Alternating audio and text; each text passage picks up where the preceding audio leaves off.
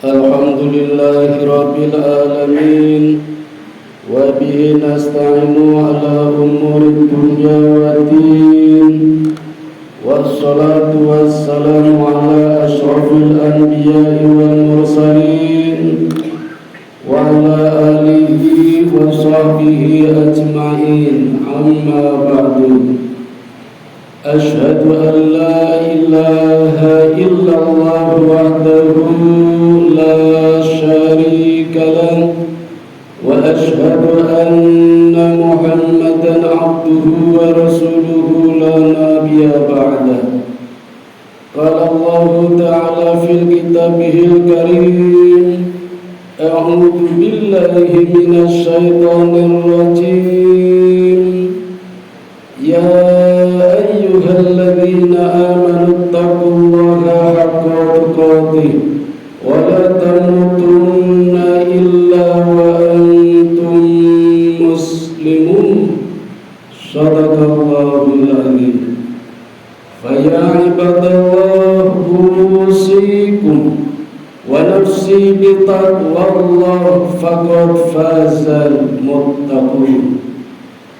Ma'asyiral muslimin rahimakumullah, hampir sepekan kita masih menikmati suasana indahnya dan barokahnya Idul Fitri.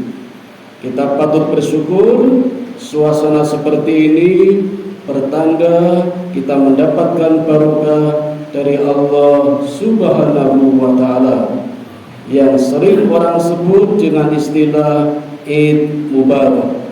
Id artinya kembali, Mubarak artinya penuh barokah. Jadi Id Mubarak dapat diartikan kembalinya hari yang penuh dengan barokah. Bisa jadi kemarin belum barokah, sekarang jadi barokah, atau bisa jadi kemarin sudah barokah, sekarang lebih berbarokah.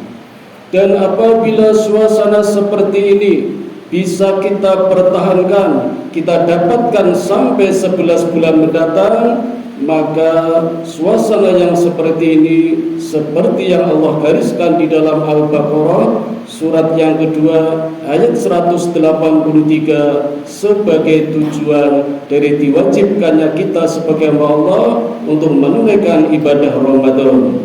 Ya ayyuhalladzina amanu kutiba alaikumusiyam kama kutiba alal ladzina min qablikum la'allakum tattaqun. Wahai orang-orang yang beriman, diwajibkan atasmu melakukan asyam, melakukan berbagai ibadah Ramadan sebagaimana diwajibkan atas umat-umat sebelum Nabi Muhammad, agar engkau mendapatkan yang namanya takwa. Dan takwa di sini kalau kita artikan sebagai sebuah tujuan, maka tujuan ini sudah kita dapatkan. Satu dimensi takwa sebagai terminal pemberhentian. Tetapi hadirin, persoalannya ada satu dimensi takwa yang lain, di mana takwa ini tidak akan pernah selesai. Kalau ditanya siapa orang yang paling takwa, tentu jawabannya adalah Nabi Muhammad sallallahu alaihi wasallam, orang yang sudah dijamin masuk surga. Namun demikian, beliau tetap melaksanakan sholat, beliau tetap berpuasa, zakat, sedekah, dan melakukan amal-amal kebaikan yang lain. Maka artinya takwa tidak akan pernah selesai, sehingga takwa itu bertingkat-tingkat. Maka hadirin, untuk mendapatkan takwa dimensi yang kedua ini, kita harus mengetahui parameter takwa. Di dalam Al-Quran sedikitnya ada dua parameter takwa. Yang pertama ada di dalam surat Al-Baqarah, surat yang kedua, ayat yang kedua. A'udzu billahi minasyaitonir rajim. Dzalikal kitabu la raiba fihi hudal lil muttaqin. Al-Quran di dalamnya ayat-ayatnya penuh dengan kebenaran, maka tidak sepatutnya diragukan. Kenapa masih banyak orang meragukan kebenaran Quran? Padahal untuk karya manusia yang namanya karya ilmiah, kita yakin betul tesis, skripsi, disertasi Padahal penulisnya secara jujur di dalam kata pengantar atau penutup mengatakan kalau di sana sini banyak kesalahan, maka kami membutuhkan saran dan masukan. Justru kita yakini sebagai karya ilmiah.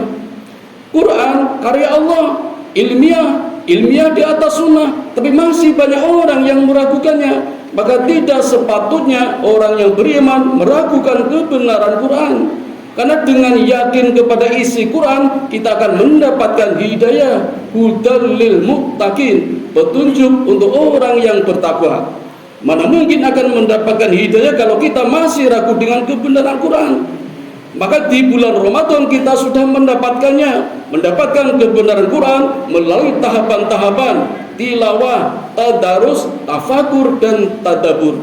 Inilah yang harus kita pertahankan setelah bulan Ramadan agar tetap mendapatkan suasana barokah, mendapatkan takwa sebagai parameter yang pertama. Hudal lil muttaqin, petunjuk untuk orang-orang yang bertakwa dengan melalui kebenaran Al-Quran. Parameter kedua ada di dalam surat Al-Imran, surat ketiga ayat 133. Wasari'u ila magfiratin mir rabbikum wa jannatin arduhas samawati wal ard uiddat lil muttaqin. Dan segeralah menuju kepada ampunan Allah. Kata segera berarti tidak ada penundaan. Segera merespon, segera menyaut. Layaknya HP kita berbunyi, segera kita saut. Kalau tidak, nanti segera mati. Allah pun begitu, memanggil kita melakukan ibadah, maka segera kita merespon, karena waktunya sebentar. Dan inilah parameter takwa yang kedua. Kalau masih menunda-nunda, masih jauh dari parameter takwa ini. Segera menuju kepada ampunan Allah dan segera menuju kepada surganya Allah. Apa itu surga? Hidayah. Dan hidayah terbesar adalah surga yang luasnya seluas langit dan bumi. Uiddat lil muttaqin, dan diperuntukkan kepada orang yang bertakwa. Inilah dua parameter kalau kita ingin menilai diri kita sendiri, apakah kita sudah termasuk orang yang bertakwa atau belum. Bukan untuk menilai orang lain, karena pada sisi orang lain banyak yang tidak kita ketahui. Kita hanya lihat lahirnya saja, banyak pula yang tersembunyi di hati mereka. Maka kita tidak bisa menilai orang lain. Parameter takwa ini hanya untuk menilai diri kita sendiri. Dan untuk mendapatkan takwa yang selalu bertingkat-tingkat ini, kita harus mulai naik ke tangga-tangga yang namanya tangga-tangga takwa. Apa saja tangga-tangga takwa itu? Ada di dalam ayat berikutnya. Surat yang kedua, surat Al-Baqarah ayat 3. Alladzina yu'minuna bil ghaib wa yuqimuna shalah wa mimma razaqnahum yunfikun. Tangga-tangga takwa di antaranya adalah beriman kepada yang gaib. Siapa yang gaib? Siapa lagi kalau bukan Allah Subhanahu wa ta'ala dengan segala qada dan qadarnya, dengan segala ketentuan-ketentuannya. Takdir Allah harus kita yakini betul bahwa yang kita lakukan semuanya sudah Allah tuliskan di dalam kitab Lauhil Mahfuz.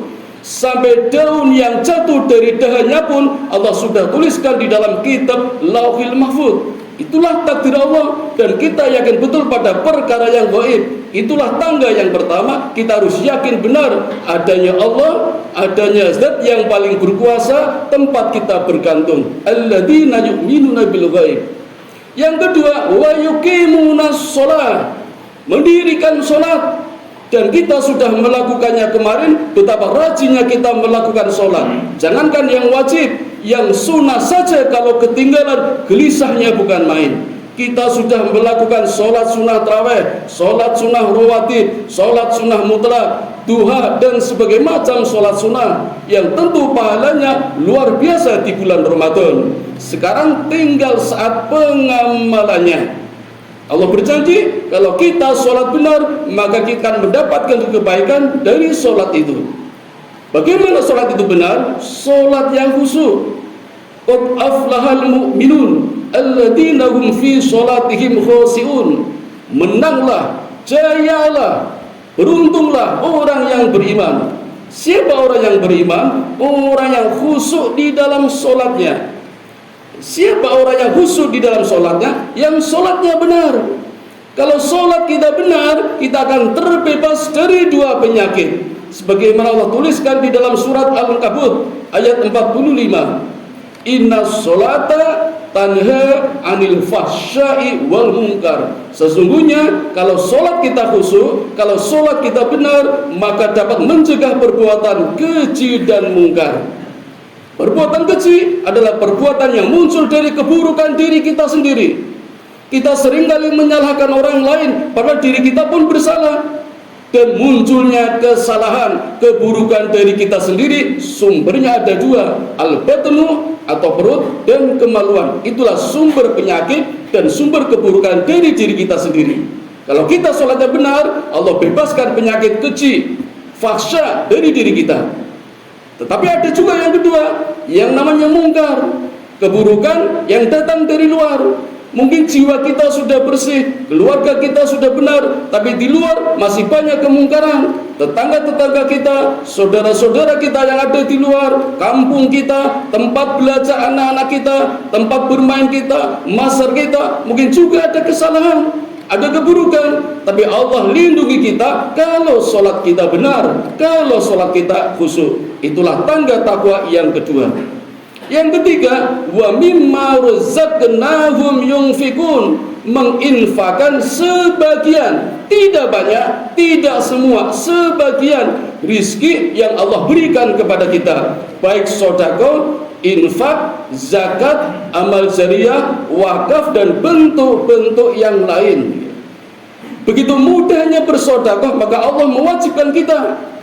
Sehingga bentuknya tidak harus dana, tidak harus harta, tidak harus benda. Nabi sendiri pun mengatakan, tabasumuka fi wajhi akhika laka sedekah. Senyum kamu kepada temanmu itu sedekah. Bahkan Nabi mengatakan di hadapan para sahabat, wahai sahabatku, diwajibkan atasmu sehari sedekah 360 kali.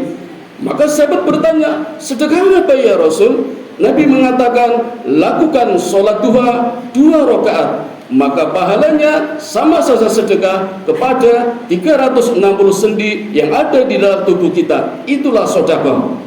Kemarin di bulan Ramadan kita juga sudah dilatih oleh Allah. Kita mencoba memfasilitasi orang-orang yang berpuasa.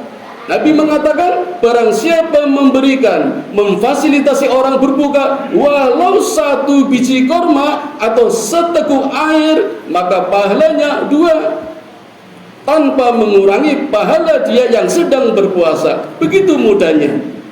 Dan ini perlu peningkatan-peningkatan. Dan yang paling sulit adalah mungkin yang ketiga ini, yang namanya birun. Birun adalah satu kebaikan yang mampu menghapuskan keburukan-keburukan yang lalu, menggantikan dengan amalan-amalan yang baru. Itulah namanya birun. Allah tuliskan di dalam surat Al-Imran, surat yang ketiga, ayat 92. Lan tanalul birra hatta tunfiku mimma tuhibun. Belum dinamakan kebaikan kalau belum memberikan kepada orang lain, dan yang diberikan adalah yang kita cintai. Ini yang sulit. Kita seringkali memberikan kepada orang lain yang sudah tidak kita cintai. Ada program pakaian bekas pakai, mungkin agak malu ganti nama pantas pakai, padahal bekas. Untuk menetralisir saja diberi nama pantas pakai. Kenapa tidak kita memberikan yang baru, seperti membelikan diri kita sendiri? Itulah yang namanya kebaikan. Mungkin kita juga sering menjumpai ibu-ibu kita atau istri kita yang memberikan sayur kepada tetangganya ketika sore hari. Kenapa tidak siang hari? Kenapa tidak pagi hari ketika panas-panasnya, ketika masak-masaknya? Kenapa harus menunggu sore setelah adem, setelah wayu baru diberikan kepada orang lain? Itu bukan sedekah, itu bukan kebaikan, itu penghinaan. Naudzubillah min dzalik. Yang dinamakan kebaikan adalah memberikan yang kita cintai. Itulah tangga yang ketiga. Dan sulitnya lagi, Allah tuliskan di dalam surat Al-Imran ayat 134, alladzina yunfikuna fis sarra'i wad dharra. Dan semua sedekah, infak, birun kamu lakukan baik ketika lapar maupun sempit, baik ketika kaya maupun miskin, baik ketika senang maupun susah. Itu tangga yang ketiga. Dan tangga yang keempat, wal kadhiminal ghaid, sanggup menahan amarah.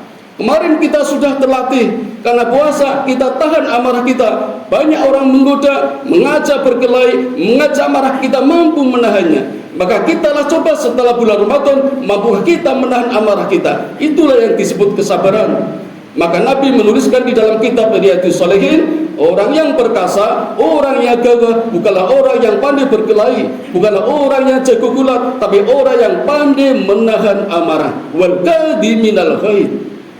Dan tangga yang kelima, wal afina aninas, sanggup, rela, ikhlas memaafkan kepada orang lain sebelum orang itu minta maaf.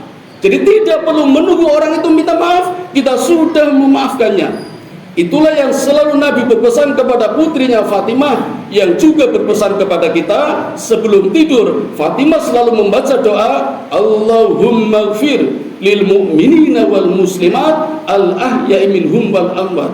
Ya Allah, ampunilah dosa-dosaku, ampuni pula dosa-dosa orang yang beriman, baik yang kita kenal atau tidak, baik yang masih hidup maupun yang meninggal. Kalau kita sebelum tidur selalu memaafkan kesalahan sesama orang beriman tanpa diminta, walaupun tidak kenal, walaupun sudah meninggal, maka ketika bangun tidur praktis otomatis semua orang beriman sudah tidak punya dosa lagi dan tidak harus menunggu sawalan. Ini pesan Nabi. Praktis otomatis setiap bangun tidur kita nol tanpa kesalahan. Itulah makna dari doa bangun tidur. Alhamdulillahilladzi ahyana ba'dama amatana wa ilaihin nusur. Segala puji bagi Engkau ya Allah yang telah menghidupkan kami setelah mati sejenak, dan segala puji bagi Engkau ya Allah yang masih memberikan kesempatan kepada kita untuk hidup lebih baik, hidup tanpa kesalahan. Inilah pesan Nabi. Dan inilah 5 tangga-tangga menuju takwa. Hadirin yang dirahmati Allah, bagaimana kita bisa menaiki tangga-tangga ini tanpa terpleset dan tidak jatuh? Maka lakukan naik tangga-tangga ini dengan melalui protokol kesehatan yang abadi, protokol kesehatan yang sempurna. Kalau pemerintah menganjurkan kita cuci tangan, Allah sudah dari dulu mengatakan cuci tangan, cuci kaki, cuci muka, cuci kepala, cuci rambut, bahkan cuci mulut. Dan kita sudah melakukannya kemarin di bulan Ramadan.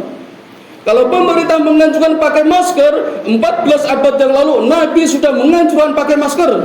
Bukan masker yang dibuat dari kain, bukan masker yang dari plastik, tapi masker al-junnah, masker junnah, masker perisai yang mampu memberikan perisai kepada kita untuk tidak begitu mudah mengucapkan kata-kata kotor, kata-kata yang menyakitkan kepada orang lain. Kemarin kita sudah memakai masker agar kita tidak makan sembarangan, agar tidak minum sembarangan. Kalau pemerintah menganjurkan jaga jarak, maka dari dulu Allah dan Nabi sudah menganjurkan kepada kita untuk jaga jarak. Dan kita kemarin sudah berlatih bagaimana kita menjaga jarak dengan makanan, menjaga jarak dengan minuman, menjaga jarak dengan istri kita ketika siang hari. Kalau yang halal saja kita mampu menjaga jarak, kenapa yang haram tidak? Inilah ujian buat kita 11 bulan ke depan. Allah pun menganjurkan kepada kita jaga jarak sejauh-jauhnya dengan maksiat, jaga jarak sejauh-jauhnya dengan kesalahan dan dosa kita, sebagaimana kita panjatkan di dalam doa iftitah, Allahumma ba'id baini wa baina khotoyaya kama ba'adta bainal masriqi wal maghrib. Ya Allah, jauhkanlah kesalahan-kesalahanku sebagaimana Engkau jauhkan barat dan timur yang tidak pernah bertemu. Itulah jarak yang harus kita jaga. Tetapi dengan Allah kita jaga jaraknya jangan jauh-jauh. Ya Muhammad, kalau ada hambaku bertanya di mana aku, katakan aku adalah dekat, maka jangan jauh dariku. Wa idza sa'alaka ibadi fa inni qarib ujibu da'wata da'i idza da'an falyastajibu li wal yu'minu bi la'allahum yarsudun. Aku dekat, dan barang siapa minta kepadaku akan aku kabulkan. Itulah jarak Allah dengan kita. Kalau kita menuju kepada Allah jalan kaki, Allah berlari. Kalau kita menuju Allah berlari, Allah itu terbang. Dekat sekali Allah dengan kita. Maka hadirin, kalau kita takut kepada ular, lari. Takut kepada harimau, lari. Takut kepada keliti, hindari. Takut kepada Allah, dekati. Jadi kalau ingin hidup sukses, jangan jauh-jauh dari Allah. Demikian khutbah singkat yang dapat kami sampaikan. Mudah-mudahan ada manfaatnya. Wa qur rabbirfir wa anta khairur rahimin.